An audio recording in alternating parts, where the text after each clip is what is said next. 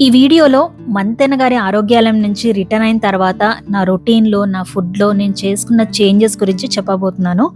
దాంతో పాటు healthy life కోసం ఇంకా కొత్తగా యాడ్ చేయడం కాదు, మనం వదిలేయాల్సిన 4 విషయాల గురించి మాట్లాడుకుందాం.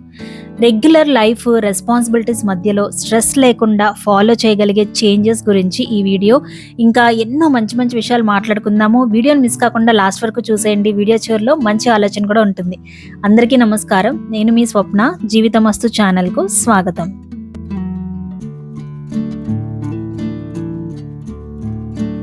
హెల్తీ లైఫ్ కోసం మనం వదిలేయాల్సిన ఫస్ట్ విషయం ఏంటి అంటే మన బాడీని లైట్ తీసుకోవడం, దాన్ని పట్టించుకోకపోవడం.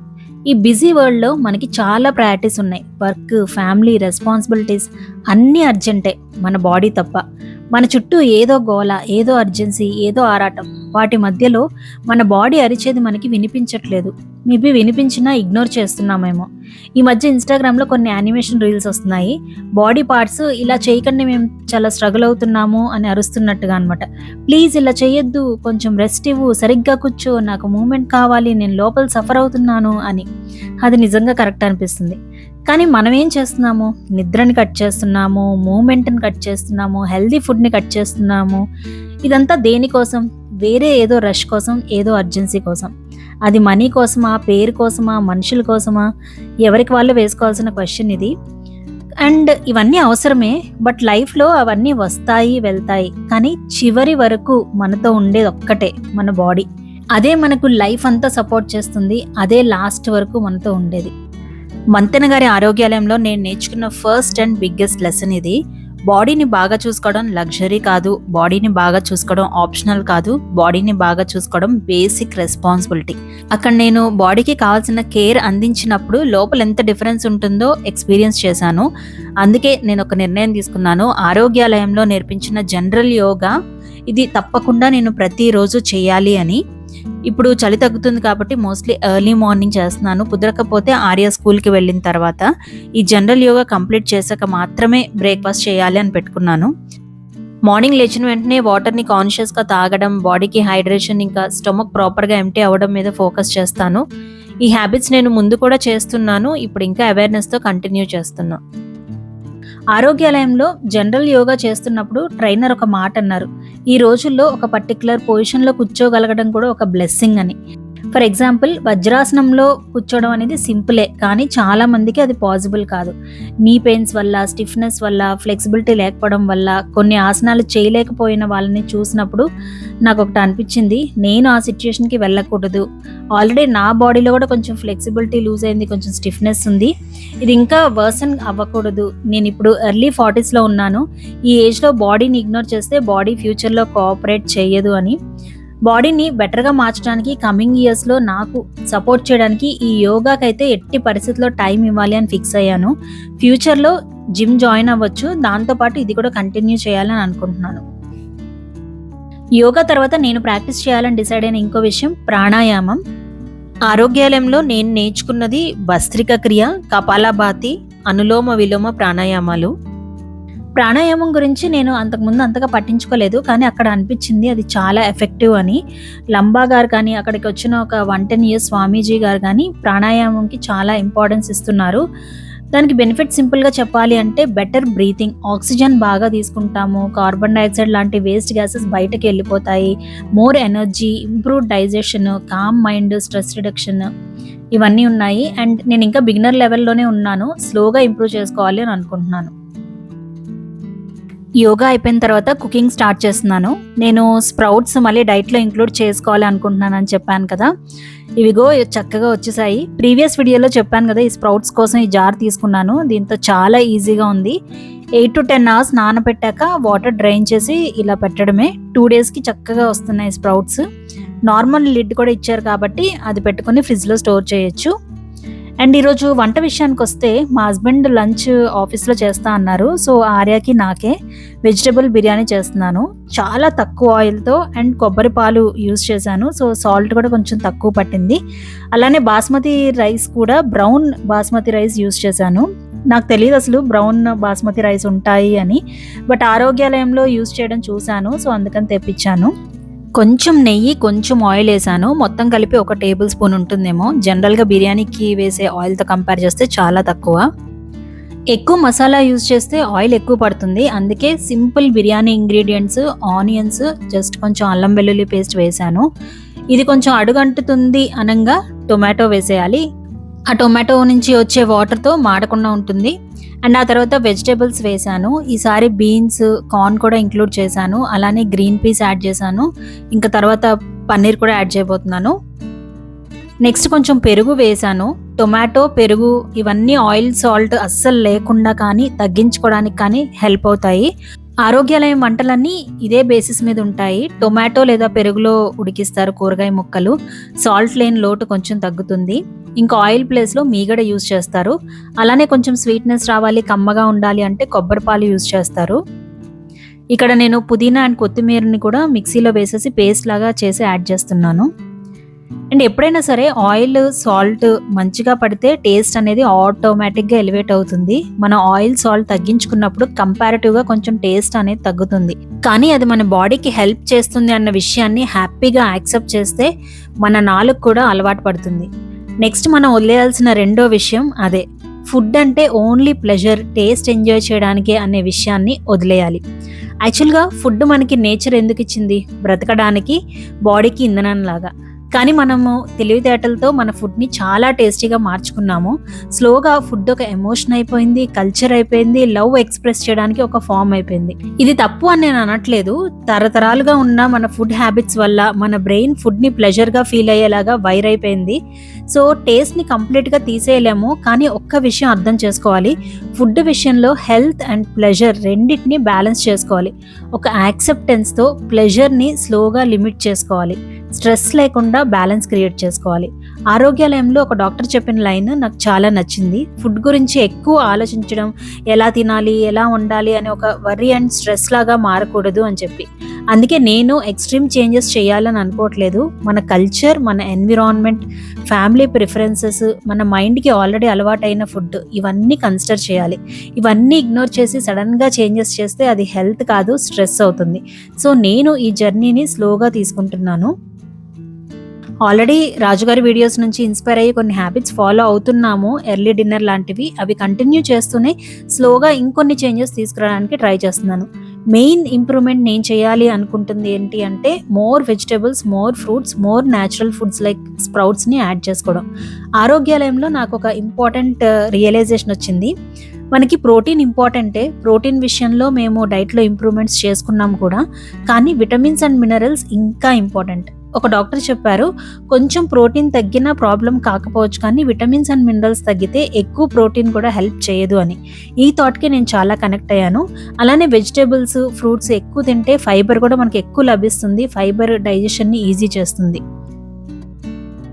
ఆరోగ్యాలయంలో ఉన్నప్పుడు మల్టిపుల్ కర్రీస్ ఎక్కువ తినేవాళ్ళం కదా. సో ఆ టైంలో నిజంగా స్టమక్ నాకు థ్యాంక్స్ చెప్పినట్టు అనిపించేది.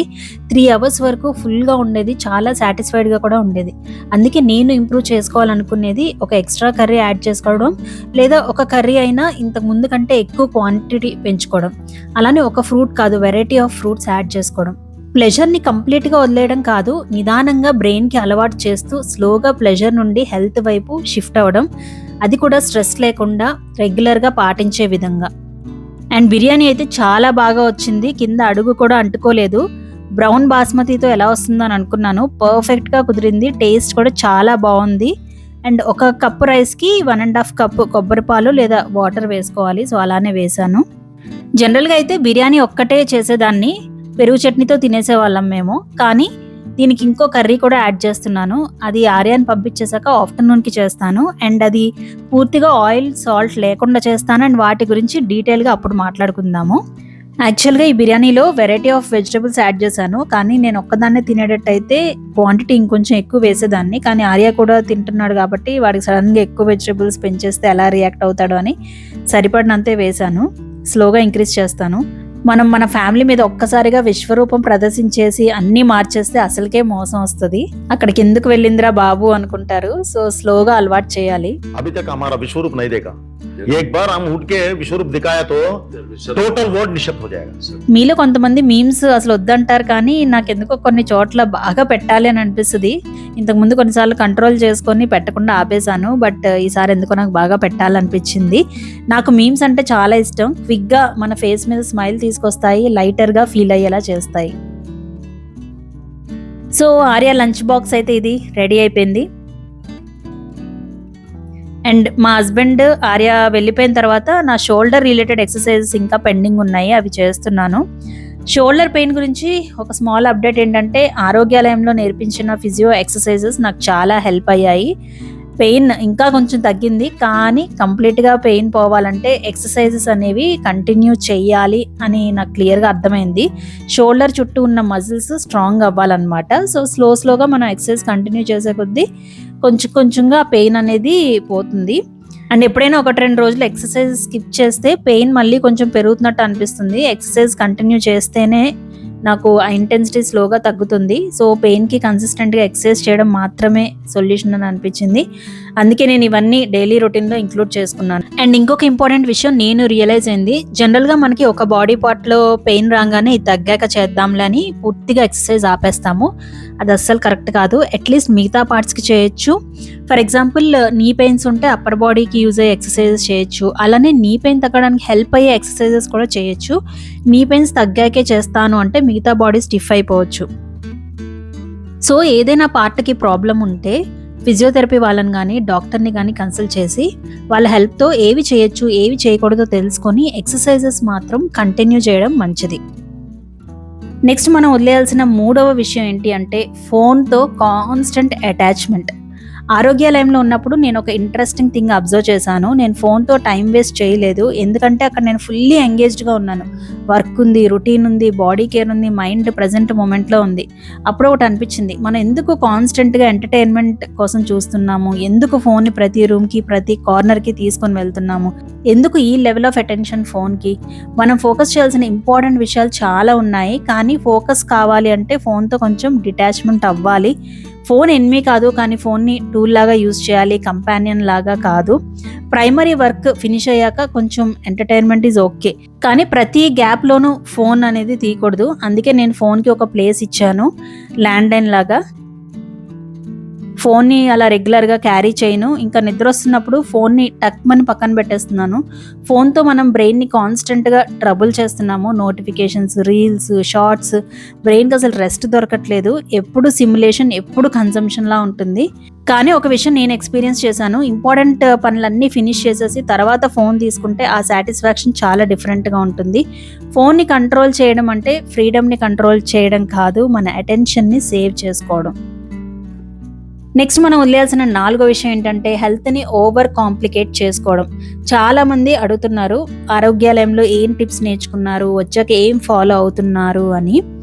హానెస్ట్ ఆన్సర్ ఏంటి అంటే, అక్కడ షార్ట్ కట్స్ లేవు, మ్యాజికల్ టిప్స్ లేవు. హెల్త్ అంటే బేసిక్స్, స్లీప్, బాడీకి ఒక మూమెంట్, సింపుల్ ఫుడ్, రొటీన్. అవి బోరింగ్ అనిపించవచ్చు, కానీ అవే పవర్ఫుల్. ఆరోగ్యాలయంలో నాకు క్లియర్గా అర్థమైంది, హెల్త్ని కాంప్లెక్స్ చేసినంత కాలం మనం దానికోసం వర్క్ చేయడం స్టార్ట్ చెయ్యం. రూల్స్ ఎక్కువైపోతాయి, కన్ఫ్యూజన్ ఎక్కువైపోతుంది. అది స్ట్రెస్కి, ప్రోక్రాస్టినేషన్కి కారణమవుతుంది. అందుకే హెల్త్ని సింప్లిఫై చేయాలి, బేసిక్స్ని ఫాలో అవ్వాలి. మనకు ఒక మంచి రొటీన్ క్లియర్గా ఉంటే ప్రతి క్షణం మనం నిర్ణయాలు తీసుకోక్కర్లేదు.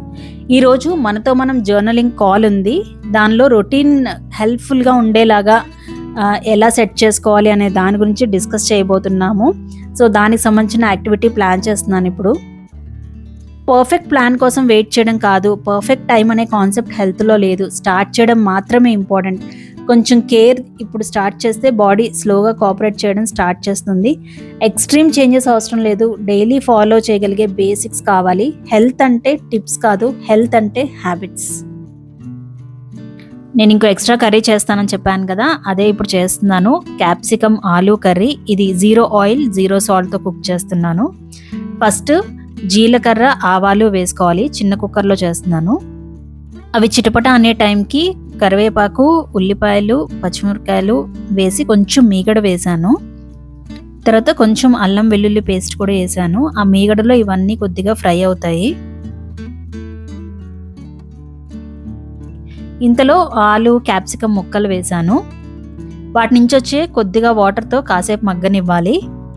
తర్వాత 2 టమాటాలు జ్యూస్ చేసి వేస్తున్నాను, ఈ జ్యూస్లో ముక్కలు ఉడికేలాగా. అలానే కొన్ని పచ్చి బఠానీ కూడా ఉంటే వేశాను. కొంచెం పసుపు, కారం యాడ్ చేశాను. కొంచెం వాటర్ కూడా యాడ్ చేశాను. అవసరమైతే కొంచెం వాటర్ వేసుకోవచ్చు మనం. ఇలా అన్నీ కలిపేసి మూత పెట్టేసి ఒక 1 or 2 విజిల్స్ వచ్చాక ఆఫ్ చేయాలి. ప్రెషర్ పోయాక ఓపెన్ చేసి కొత్తిమీర, కొంచెం గరం మసాలా, ఇంకా డ్రై మ్యాంగో పౌడర్ అని యూజ్ చేస్తున్నారు ఆరోగ్యాలయంలో ఉప్పు లేని లోటుని తగ్గించడానికి, అది కొంచెం వేశాను. ఇంకా లాస్ట్లో కొన్ని వేయించిన నువ్వులు వేస్తున్నాను. ఇంక ఇదంతా దగ్గరికి వచ్చాక ఆఫ్ చేసేయడమే. కర్రీలో సాల్ట్ వేయలేదు కాబట్టి నిమ్మకాయ పిండుకుంటే బాగుంటుంది. న్యాచురోపతి వంటల్లో కూడా డైరెక్ట్గా కర్రీలోనే యాడ్ చేస్తారు, అలా కూడా చేయొచ్చు. నేను ఈ curry without oil and salt చేసింది మీకు ఎలా చేస్తారో చూపించడానికి మాత్రమే. నేను డైలీ ఇలా తింటున్నాను అని కాదు. నేను ఆయిల్, సాల్ట్ కంప్లీట్గా తీసేయకపోయినా క్వాంటిటీ మాత్రం తగ్గిస్తున్నాను. ఇప్పుడు ఎలాగో చేశాను కాబట్టి సాల్ట్ లేకుండా తింటున్నాను, ఎందుకంటే నాకేం ప్రాబ్లం లేదు, నేను తినగలను. కానీ ప్రతిరోజు పూర్తిగా సాల్ట్ లేకుండా ఎందుకు తినను అంటే, నేను ఫ్యామిలీ ప్రిఫరెన్సెస్ కన్సిడర్ చేయాలి. మా హస్బెండ్కి ఆయిల్ మాత్రం చాలా తక్కువ వెయ్యి అంటారు, కానీ సాల్ట్ లేకుండా తినలేరు. అలానే కంప్లీట్గా సాల్ట్ తగ్గించాల్సిన అవసరం లేదు అని నా ఫీలింగ్. ఎలాగో తగ్గిస్తున్నాము, న్యాచురల్ ఫుడ్ ఇంక్లూడ్ చేసుకుంటున్నాం కాబట్టి మనము ఫాలో అవ్వగలిగిన మార్పులు చేసుకోవడం ఇంపార్టెంట్ అని నేను నమ్ముతాను. అలానే రాజుగారి టీచింగ్స్ నేను లాస్ట్ 12 years నుంచి వింటున్నా. ఎన్నో వీడియోస్ చూశాను, అక్కడ చెప్పేది నాకు కొత్త ఏమీ కాదు. కావాల్సి వస్తే నేను ముందే 0 ఆయిల్ 0 సాల్ట్ ఫాలో చేసేదాన్ని. యూట్యూబ్లో చాలా కుకింగ్ వీడియోస్ కూడా ఉన్నాయి వాళ్ళవి. అలానే ఆరోగ్యాలయంలో చాలామంది చెప్పారు అక్కడ డైట్కి డయాబెటీస్ కంట్రోల్ అయింది, బీపీ తగ్గింది, సోరియాసిస్ తగ్గింది ఇలాగా. So yes, 0 oil 0 salt diet work అవుతుంది, కానీ మేమున్న సిచ్యుయేషన్కి మరీ 0కి వెళ్ళాల్సిన అవసరం లేదు అని నా ఫీలింగ్. అలానే 0 ఆయిల్ 0 సాల్ట్ డైట్ తీసుకుంటే అది ఫుల్ నాలెడ్జ్తో చేయాలి.